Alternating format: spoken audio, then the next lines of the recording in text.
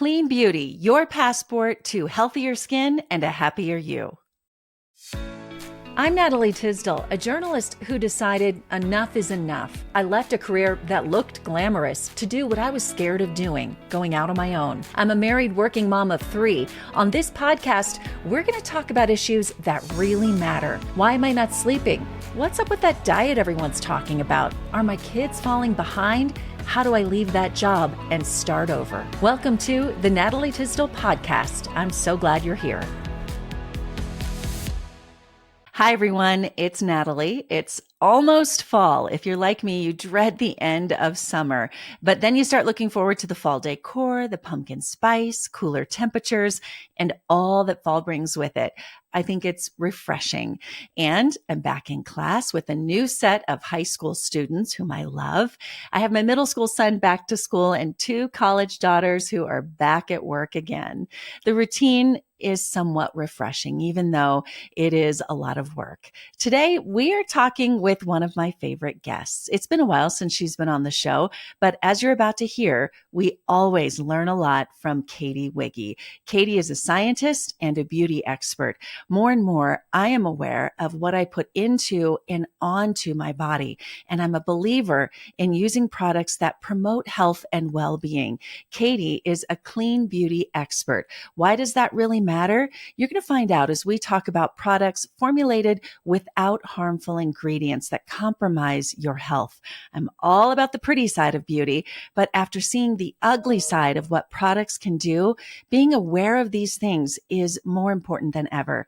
Catie and I are going to talk about what ingredients to watch out for, what's new in the world of clean beauty, how technology is helping the clean beauty industry, and much, much more, including acne, dry skin, and wrinkles. Thank you for listening today and for supporting all that we're doing here on the podcast to help you live a healthier life. My mission is to support your family, your faith, and your health each and every week. Please share this podcast with someone you think would appreciate it and leave me a review. You can do that by clicking on the link in the show notes that says leave a review. That's how we keep the podcast going and how we keep growing as well. Now on to the interview with clean beauty specialist, Catie Wiggy. One of my all-time favorite guests. Catie, I'm so glad to have you back on the podcast. And by the way, this is after many years of interviewing Catie on the news and just loving her passion and her expertise in not just beauty, but in science and what's behind all the products we use. Hi, Catie. Hi, thanks for having me back. I am so excited to reconnect and just talk shop with you. Yeah, so let's talk clean beauty. For those who, and I will encourage you, I'll put the link for our last episode that was over a year, maybe 2 years ago. What's new? What are you working on? You're always up to something in the clean beauty world. There's so much innovation. It's really an exciting time in the beauty industry.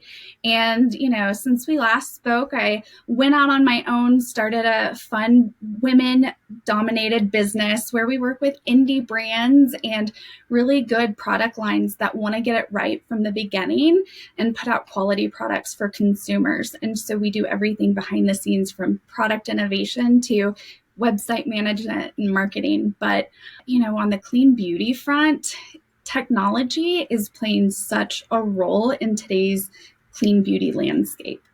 How so? How does technology play into our clean beauty routine? So I was recently at one of the biggest industry events, and it's Cosmoprof North America. It's in Las Vegas every year in July. It's so hot. But they had so much AI technology and skincare devices and things that you could use along with apps to track your, how long you're cleansing your skin or your moisture balance levels. And so it's really interesting to see technology infiltrate the beauty industry in combination with the products we're used to using every day. Do you think that's a good thing? I mean, is this knowing how long you're washing your face, the moisture level, those things, those are important to know, or do we overanalyze those types of things? I'll use the toothbrush analogy with the children, right? Because the timer on the toothbrush to get them to wash long enough is amazing. And so I think for even adults, we usually don't wash our face the full 90 seconds. You're wash, you go through your zones, you rinse it off, and maybe it's been 30 seconds. So I do think that just helps you be more mindful and gauge, okay, yeah, I am really washing my face and removing the dirt and debris. So I think information can be powerful, but it's also knowing what kind of information you really want to get from an app. Yeah, I think that's fascinating. Okay, let's get into the clean part of beauty and why that's important. We buy products all the time. I would say, and I know you will have the statistics more so than me, most people aren't looking at the ingredients in what they're putting on their skin. Why is that so important? It is important because, especially with products we're using every day, you can start to have a buildup within your skin cells and within your system. And so I think making those healthy choices when you can, it adds up incrementally over time. It also, if you're using, ingredients that can be harsh or toxic over time, that too can have an impact on you in a negative sense. So looking at the bottles, looking for the ingredients that you really understand is important. And not every ingredient that's listed scientifically is bad. There are certain preservatives that are going to be in products. There are going to be certain surfactants in products, but you don't want to see a whole list of ingredients that you have no idea what they are. So give me some examples. Why does it really matter? What are bad things and what bad things can happen if we're using them over time? So one of the most common is parabens, and parabens are used as a preservative for a lot of different things. But I think in today's green, clean beauty innovation, there's other alternatives. Honeysuckle, there's propanediol, there's ingredients that aren't going to be based from a paraben. And parabens, there's various research out there, but the thoughts behind parabens are that they can lead into your endocrine system and, build up and lead to things, different types of cancers, different cell disruptors. And so parabens can be very caustic on the skin. So if there's other alternatives, why even bother with one that you don't need? So parabens, and it's just looking for that in the ingredients, is one really quick way to make a healthier choice. So when it comes to products that are going to be effective, I think that's probably where a lot of people are like, I'll pay the price if it means I'll look good. Mm-hmm. Are there effective products that will help with the things we worry about most? Splotchy skin, wrinkles, acne, those, more common skin problems. Yes, absolutely. I think it is about consistency in skincare. Nothing happens overnight. And if it does, then, it's probably an injectable. So if you want to go the more holistic, clean route, then finding a vitamin C product in the morning to utilize is critical because we don't produce vitamin C as humans. So using it topically helps to produce, collagen. It helps to target discoloration, even out the skin tone. So it's really my multitasker I love to use during the day. And it's for every skin type. It's never too late to start using vitamin C. It's also never too early. I have a 13-year-old son dealing with breakouts, and vitamin C is definitely in his routine to help with that post-acne scarring. So vitamin C, and then at night, especially for those of us who are more inclined to look at age-corrective products or age-preventative products, vitamin A is still one of the most tried and true ingredients in skincare. And there's various forms of retinoids, everything from your prescription retin-A from your dermatologist down to topical retinoids that you can find in over-the-counter products too. Are there some products that we know if we're shopping at a certain place or a certain line that we can count on? Because I think as a busy mom working, like I want to grab and go, and I just don't want to have to think about it. Yes. Here locally in Colorado, we have such an amazing market to shop in. And there's quality products that you can find at your local Whole Foods, your local Sprouts, Natural Grocers, which is a Denver-based company. Those all have vetted the product lines they bring in, whether it's food, supplements, or skincare. So when you walk in those doors, I always feel as a consumer a little safer shopping there because some buyer on that back end did their homework, which I'm grateful for. And so, shopping at that level helps. There are also online stores that you can look for, like Ulta has their Conscious Beauty program and their Clean, where you can look for their Clean logo and shop their conscious products, which are sustainable, cruelty-free, vegan, and offer you cleaner options, but still in that mass store setting.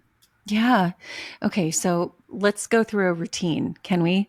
Because I get busy and I forget. When you just said, did you say 90 seconds or 30 for washing your face? What did you say? I don't even 90 know. seconds. Yeah, 90 seconds. I'm And sure I don't do that, Catie. And yeah. now you're going to have me doing it, which is good because we have to, right? We have to be aware first. But Yeah. let's go through a routine. Can we, for just good basic skincare for us as moms our age, but also I've got a teenage boy too, and he doesn't want to have to think about this stuff. It's enough to get him to brush his teeth at night. Yeah, right. So you have to make it accessible for them, but then really make sure and spell it out. And for us, it really is, I try to look at it more as my self-care time to really wake up and do the next day's Catie a favor. So she wakes up a little bit brighter and happier. But for your routine, you're going to, in the morning, really focus on cleansing, serum, vitamin C, Okay. go-to, and a really good moisturizer. Those are your three essentials. So, if you're a simple, on the go, you don't want to do too much in the morning, that's a really good step Okay, I system. can handle that. That's good. Yep. And the moisturizer, I'm assuming with sunscreen or on top of the That's what moisturizer. So I prefer to use a mineral-based sun protectant after my moisturizer. And if you think about a moisturizer, you want it to penetrate down into your skin to give you all that hydration.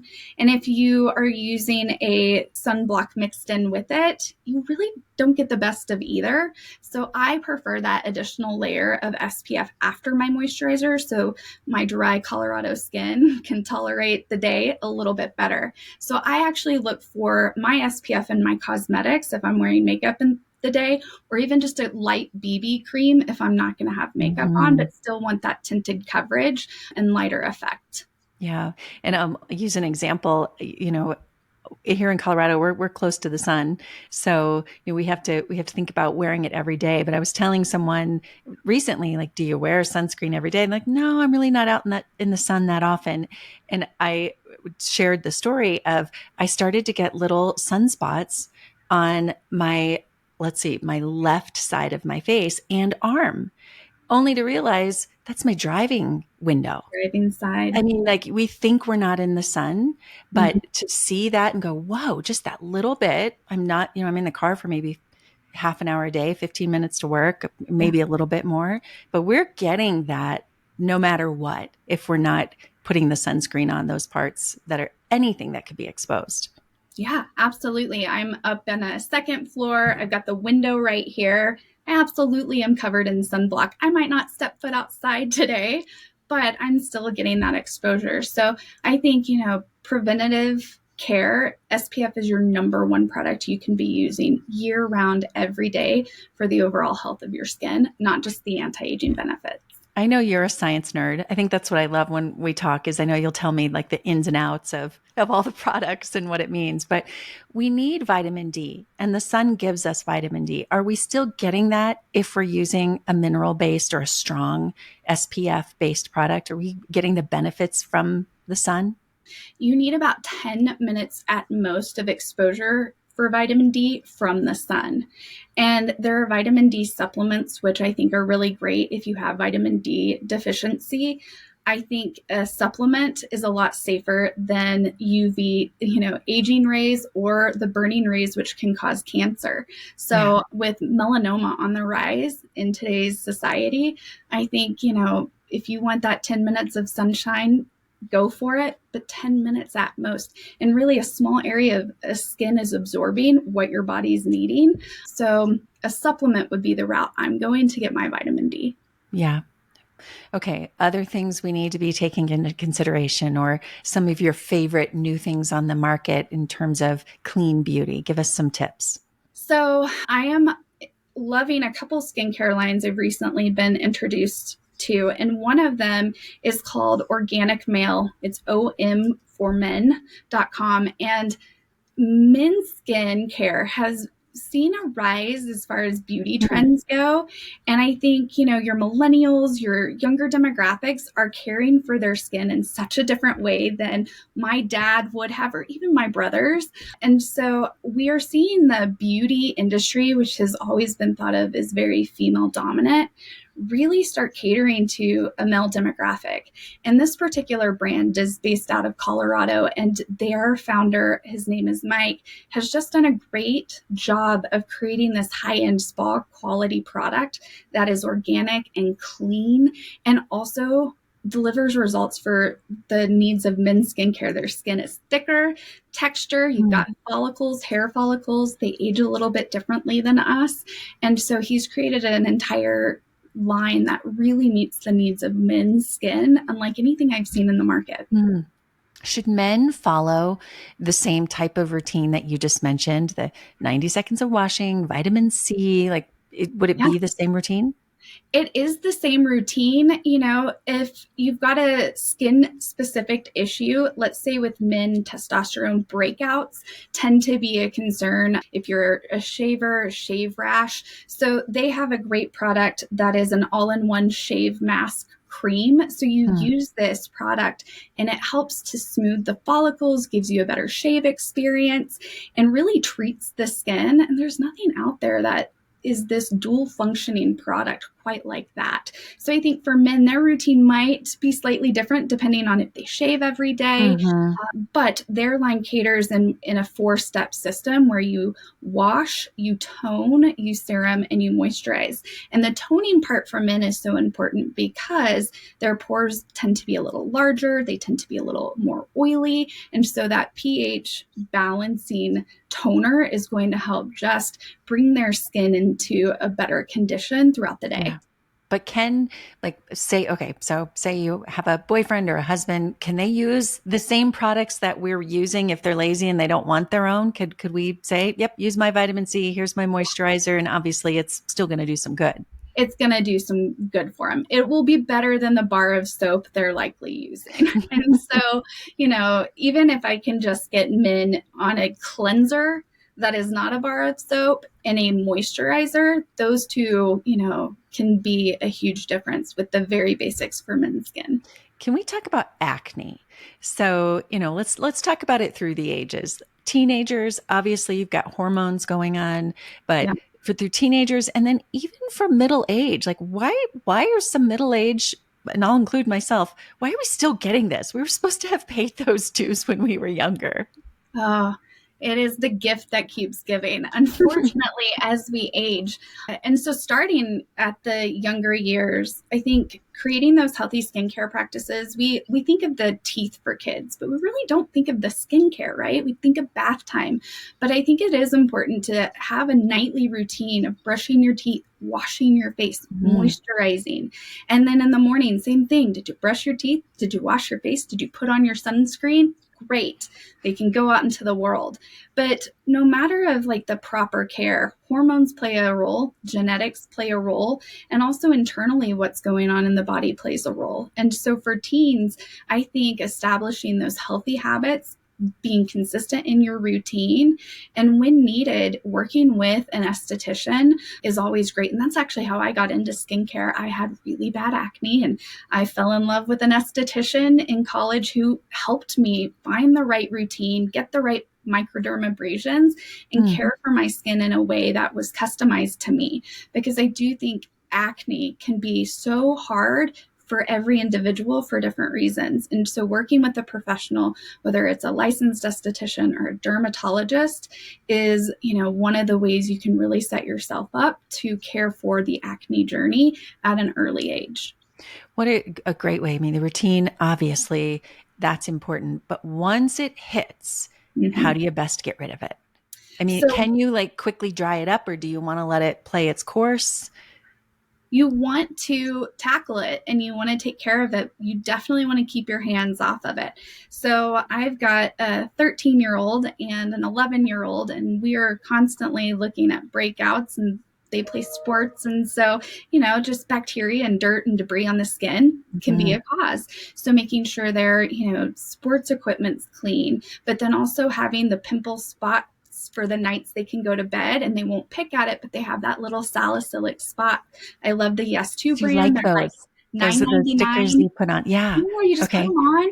I keep wipes in their bags so that after something where they've played hard or been out, they can wipe down really quick to remove that extra oil and the dirt and debris. So I think you just start treating what you can and tackling it. And if it's getting progressively worse, that's when you reach out for additional help and you look at, okay, could something else be going on? Digestive issues, probiotics are really something great that can help fight the bad bacteria, the propionium on the skin with internal probiotics. And topically, you can use prebiotics as well and look for products that promote your microbiome. Those are all of these such good recommendations. I'm writing a lot of these down because I'm going to put them in the show notes, because it's a combination of these things. It's finding that right balance. And I've certainly been through it myself and with kids too. I want to ask you about another product though, because I got one of these a year ago, and I don't know if it just makes me feel better, but then my daughter started using it and she got one to take with her to college. It's that you'll have a name for it. I don't know. We call it the Zapper, and it plugs in and then it has the little shock, like, you know what I'm talking about? It's like glass.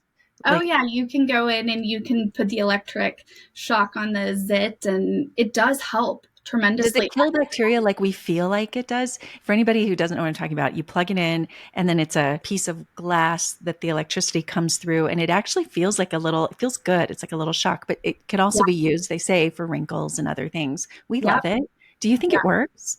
I do. Absolutely. And if I'm ever in a treatment room and have an acneic client, that is definitely the part of the facial they do after your extractions, because you want to go in and then really combat that bacteria. And it's one of the safest, cleanest ways to do it with that little magnetic tool. And so that is something for, if you're battling breakouts, it's well worth the investment to use it, consistently, use it safely, do your research, don't burn yourself or zap and create like a little scar. But it's definitely a tool that you can get benefits from. Yeah, we've never had anything that like burns or anything. It's just this little like tingle, like zzz, and it's kind of fun. And they say it can help with hair growth, and I don't know if any of that's true too. And I think the one that I have, I'll put it in the show notes. I think it was like $30-40. It's not even like ridiculously expensive. Okay, so we like all these. These are clean, right? These are things that you're okay with.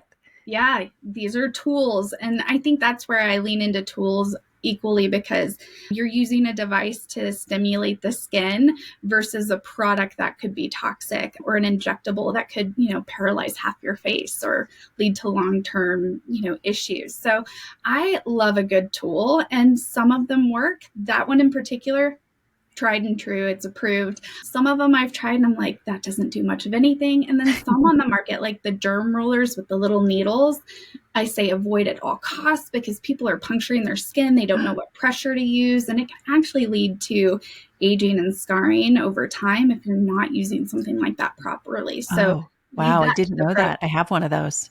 Yeah, I would do away with it. I haven't used it much because I just don't like it, but it's in my drawer. So good to know that. Yeah. Or if you want to keep it, you could use it if you've got places for new mommy stretch mark areas or cellulite, any of that. Like, the skin is much thicker on my thighs, so I don't mind that tool there for a little stimulation, but never on my face, and especially around your eyes. It's just so thin and delicate, you can be causing more damage than good. Yeah. Any other last minute tips? You always bring me good stuff. I think my latest DIY, because that's always what I loved doing with you. I will tell you, my newest obsession is rice water, which has been around for a really long time, and I've played with it in Korean beauty formulations. But this is just something so easy you can do at home, and you just take some organic rice, cook it up, drain out the water, let the water soak for a while in a jar, and then you've got, a fresh rice water that can help to tone the skin, help with discoloration, help with hydration. And it just is this really lovely, light product that is so easy to make for everybody. Even kids with acne, like you can use this across the board. You can use it in your hair if you have any dandruff, scalp issues, sensitivities.